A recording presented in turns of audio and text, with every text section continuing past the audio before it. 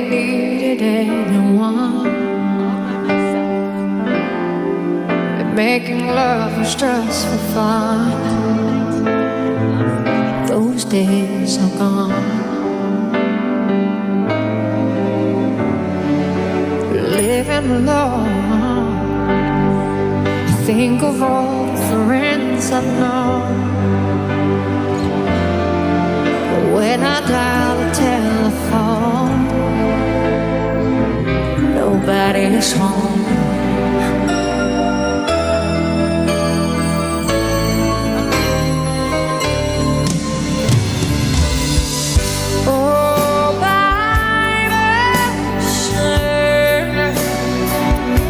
Don't wanna be all by myself anymore. Hard to be sure. Sometimes I feel so insecure. Okay, so what Celine Dion has shown me just now, because I don't think I've ever seen her live on a video or anything. Of course, I know all her songs. And of course, I used to sing her songs when I was a singer instead of a teacher. So it's really fun to see some of the physicality that she's using. Isn't she cute? She's tiny. She's darling. It's fun for me because I grew up with Celine Dion, and now that I'm a voice teacher and I'm really trying to learn how to do the voice teacher reacts thing, I'm watching the live videos, and it's all new to me. I've never seen the little things she does. So I don't know what you thought about this when she goes, "Nobody's home." Oh, that was cool, right? Oh, I love it. And then she does all by myself. She uses her hands. She puts them out. And she's using her whole physicality, which I like. So in the beginning, when she first starts singing, she's a little bit nasal, right? You can hear it. Hard to be sure. Sometimes I feel so insecure. See, I'm just talking those low notes. Hard to be sure. You can hear when something's nasal because the tongue lifts and it shoves a little bit of the tone quality through the nasal passage. Hard to be sure. Sometimes I feel. I'm making it sound really bad. But you can hear her doing some of that. And that's the French Canadian thing. That's maybe their dialect. That's maybe how they are taught. I know I studied French for 5 years, and a lot of the tone qualities were weird with the tongue. In order to say ooh, you said E with your mouth like an ooh. Ooh, ooh. I'm saying E. Ooh, ooh, but you do something weird with your tongue. So, you know, I'm American, obviously English speaking through and through. Call me Valley Girl. But the nasalities, sometimes my students come to me and they're like, oh, my choir teacher or my producer or my director said I'm nasal. And I was like, yeah, I don't think so. So sometimes people mistake nasality for like this really hard edge and a frontal face mask resonance. So I break it up into resonances. You can have front of the face mask resonance, nasal resonance, nasal resonance. I'm closing my nasal passage off, and you may get that when you're sick, right? And then you have the back of the throat, which is like chamber, oh, resonate back there. Then you have the hard palate, you can resonate there. So I break it up into like little resonating places. But other voice teachers call that placement. So she has just a different dialect and a different diction, right? Because she's not, American or speaking English like as a first language. I don't know, but it's very different than what is acceptable here. So what I tell my students when they are nasal, let's say they are nasal, I'm like, that's okay. It's all right. It's not wrong. It's just not what we do here. So you can always fix it by dropping the tongue. So, hi, my name's Renee. Hi, my name's Renee. Just drop the tongue. Hi, hi, hi, hi. Just drop the tongue. Not a big deal, but I want you to know that if you're singing Celine and you're not French, Canadian, you do not be nasal. Don't copy people. Be yourself. Okay, now I'd also like to talk about the song, how gentle it is in the beginning, and how she's drawing us in with kind of a spoken tone. And I can tell, I know the song. I knew the original song because it was my era. And now she's doing the remake in 2019. And I know it's a tricky song for her, for a female. So I'm looking forward to seeing where it's going because I don't know her rendition. But anyway, it started off real soft, real engaging. And I can relate to the I dial the telephone, nobody's home. In your 20s, it's a party every day. Okay, going back. Love so distant and obscure remains secure.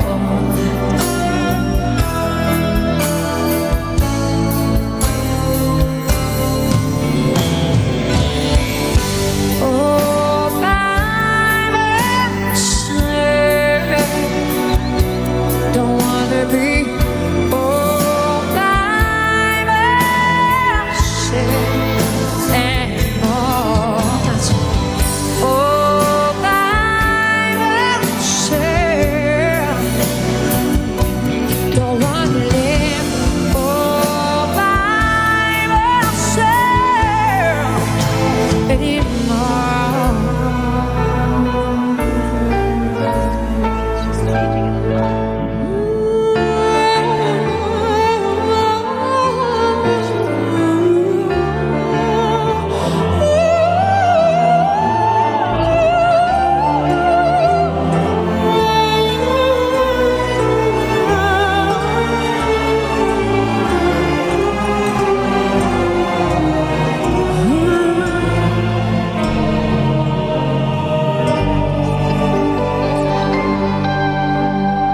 When I was young,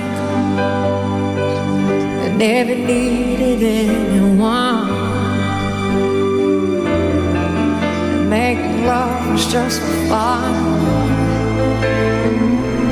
Those days are gone.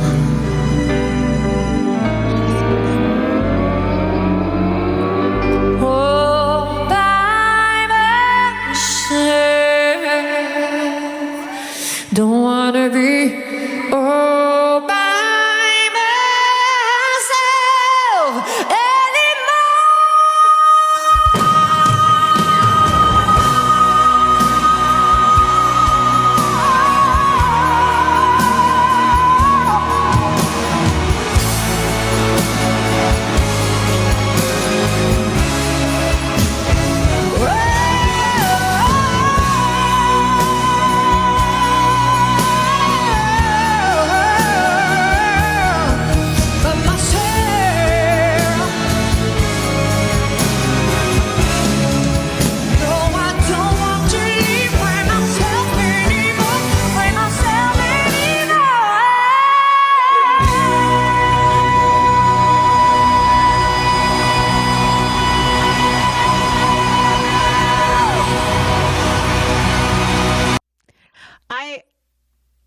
I don't know.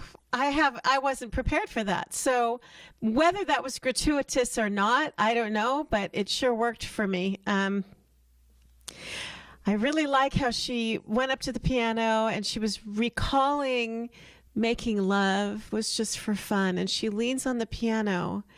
And, you know, we call these things devices because you're using the human body, the voice, the resonance, the diction, the hand motions, the physicality, all of it. You're using it to create something as an artist.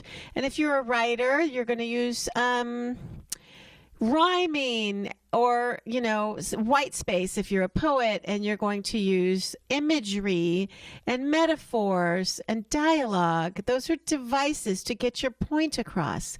And if you're a painter, you're going to use dark colors for something dark and scary. And if you're making a movie, you're going to have happy music during the happy scenes and kind of scary music for the scary scenes. So I think somebody said something to me about Dimash, saying they're not tricks. Those are not tricks. And I take it back. They're not tricks. They're devices. And I am sorry that I said tricks. Tricks makes it seem like magic trick, like it's not real. And I feel really bad because I love Dimash, and I'm not putting somebody down no matter who you are if I say, "Oh, here's a trick, here's a trick."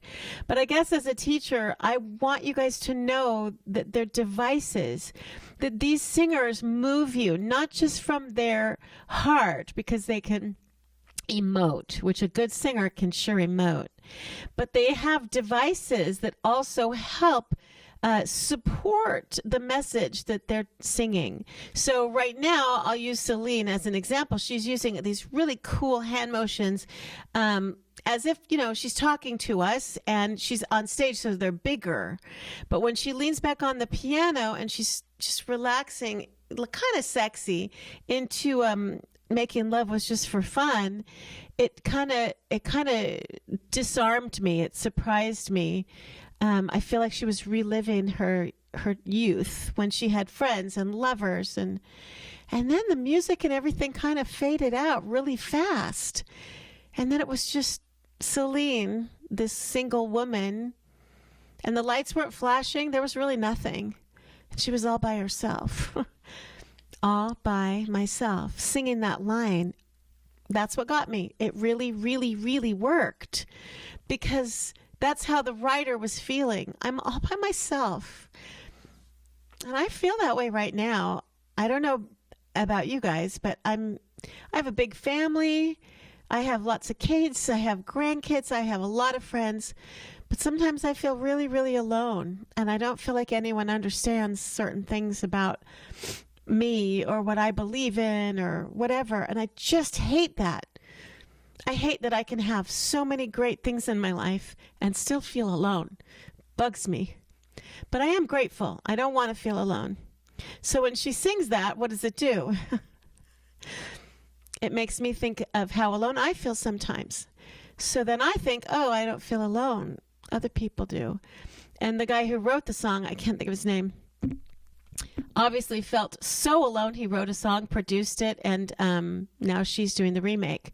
So it must be a very human quality to be amongst many and yet still feel alone sometimes.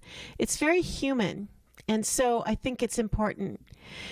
In this particular performance, when all the music dies out and the lights die out and it's just Celine Dion standing there, just a lone, skinny little woman singing all by myself. We call that form mirroring content. The content and the subject matter is all by myself. And the form is just no music, nothing, kind of a black stage, a black, crowded, dark room, all by myself. Even as I talk about it, it was brilliant.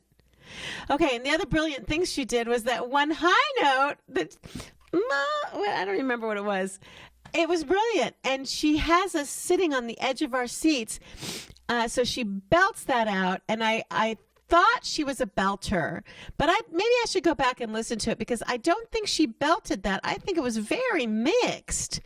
And at one point she might have pushed kind of hard and it's kind of scratched. And the vocal cords scratch like that when you have too much air going in there, like a balloon. Like that. So if she's pushing a little too hard, it's going to scratch. And some people in rock and pop, they do that on purpose. I don't teach that. But she could have been doing that. So let's see. Okay, here she's going to lay back on the piano. Making love was just for fun. Those days are gone. Do you love that? She speaks that in a whisper. It got to me again. They're gone. Maybe I feel like that. I don't think she's 60 when she was in 2019. But you hit a certain age and you get over 50, I think, and you're just like, wow, those days are gone. What? What? So that got to me even after I heard it already. These lines didn't get to me when I was younger. All by myself. Don't wanna be all by myself anymore.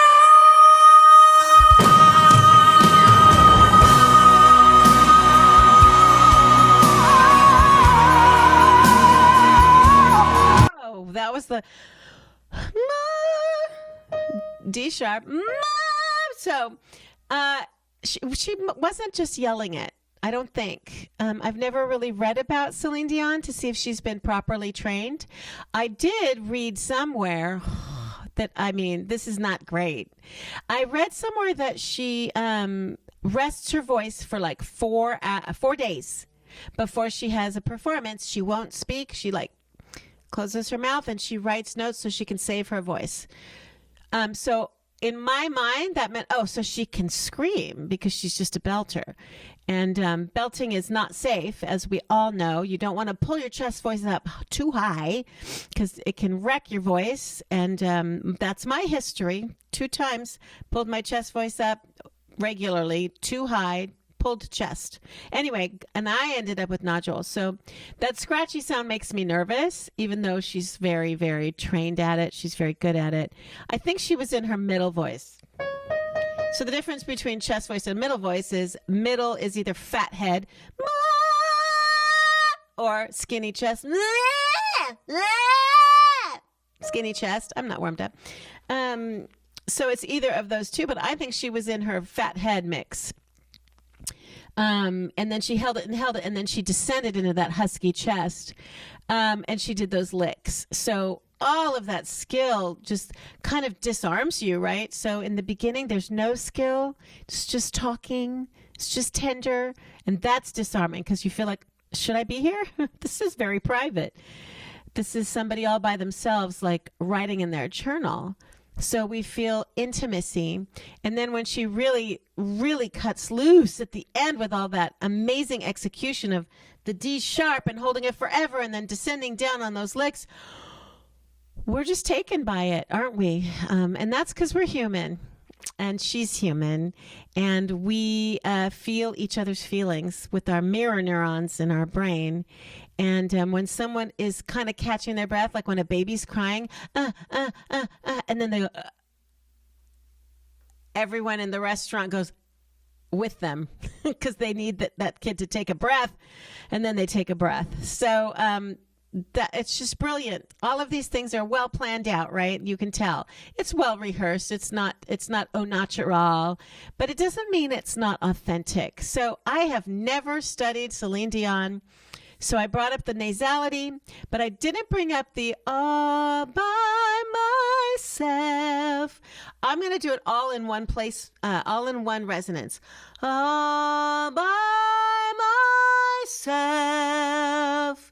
And I know the tone quality is not belty, but you can tell it's all consistent. She did not do that. She says, she shifts, she goes in the back of her throat, she goes in the front, and she goes nasal. That makes it really interesting, really interesting. And then when she gets really raw, it's like, I was singing, now I'm not. I was placing my tone. I was making it sound sung, and now I'm not. I am raw. Let me see if I can find it. It would be back here. I don't know.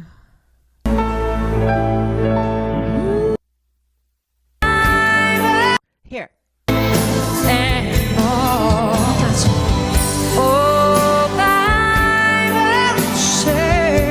Can you hear? Oh, it's like right in the center, and then bye is right here, and then my self, and then she puts it back in her throat. She didn't exaggerate it on that one, but you can still hear it. Beautiful choices, and those are choices. And I'm not saying that she's not intentionally authentic. I'm saying singers have styles. The minute you hear the first 4 lines of the song, you know it's Celine Dion. So for pop music, you kind of have to be distinct, right? People have to be able to tell, like, in my day, we had the radio, and as you're, what's it called? Not scrolling. But as you're searching through all the radio stations, you can hear the singer you love. Everybody had a distinct voice, like Cyndi Lauper, Barbra Streisand, Celine Dion, Pat Benatar. Those are all female singers, I know, but Michael Bolton, Elton John, all the singers in the 70s, 80s. Even the 90s, as music changed, everyone wants to be distinct. And I'll tell you, I can tell Post Malone's voice over somebody else's to this day. It's distinct. I can tell Eminem's voice. It's distinct. I can tell Rihanna's voice. Even within genres, the voice has to be distinct. You can't sound like everyone else. Now, it's not so in musical theater, right? In musical theater, they write a song so that many, many people could fulfill that role and sound a little bit distinct, but not too much. You want to sound like the character you're playing. It's a different ball game. So Celine Dion is very distinct in this. So yeah, I didn't break down crying, but I do want to comment on those, not tricks. I take it back, but those devices and the physicality that she has, where she's just engaging the audience like, I got the note. Love it. It's like very athletic to me. Like, yes. Like when a football player gets the touchdown, they're like, do a little dance. But I don't think it took away from the meaning of the song. So when you do too many tricks and vocalizing and, riffs and trills, and you make it all about that, you kind of lose the meaning of the song. I'm not sure that happened here. I don't think it did. But I definitely want to work with my students, somebody on this song. It's really, really crazy hard. The breath control alone. So I hope you learned a little something about the voice, and I hope that you were moved by the idea of being together in our aloneness all by myself, and yet we all feel that because we're human, and we need somebody to sing about that once in a while so that we know it's only human. And these emotions are real, and they've been going on since the beginning of humanity, the beginning of time. I wrote a book, and the last page of the book that I wrote about creativity and about our connectedness has something from, 10,000 BC. It's called the Cave of Hands. And the people of the village, of the tribe, went out and found berries, and they hollowed out bones. And then they smashed the paint, and they put their little hands up, and they blew the paint through to make stencils of their hands all across this cave wall. And in my classes, we try and figure out, what were they saying? What were their message? That we're together, that we're not alone, that we're here, that we're a community. Way back when, they wanted to express that, right? They took all that time together, everybody in there, little hands, big hands, all the berries, hollow out the bones, everybody get in here.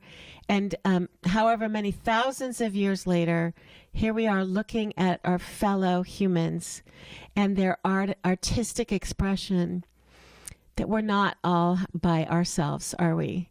We may feel like that sometimes, but we're all in this together. And so I sure hope that through music and through all this beautiful social media connecting, that we cannot feel alone, and that you won't feel alone. And when we do listen to a song like this, we are reminded that we can feel alone. But in truth, we are part of this great thing called humanity. So this is my exploration of creativity through my favorite instrument, the voice.